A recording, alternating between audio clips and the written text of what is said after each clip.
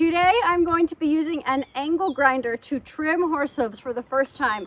This is my own horse Dakota, not a client's horse, so he is my guinea pig. Let's see how this goes. I bought this to use to shape the glue-on composite shoes that I am learning to do for some horses, but you can also use it on the hooves themselves. Now, sometimes in the summer, the hooves get really hard. Well, they do. And if you're trimming a huge draft horse, this can make it much easier. I know people that use it. I've not used it myself. And I've just been trimming long enough now. I am confident enough. I've been trimming professionally for over 6 years that I feel like I have the skill to start using a motorized tool in some cases.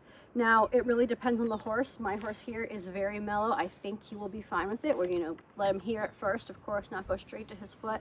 And there are some horses that just, it's not going to work for. So it's very important to know how to use the tools. And I, for a long time, used only the tools. But now, there might be some cases where this does just make my job a little bit easier, and that is worth it when you trim professionally full time. I'm going to start by just turning it on and taking it near him. I untied him in case he does spook. I don't want him pulling back or anything like that. I do clip him, as you can see. So I don't think I'll have a problem with it, but I just want to test it out before I go straight to his feet.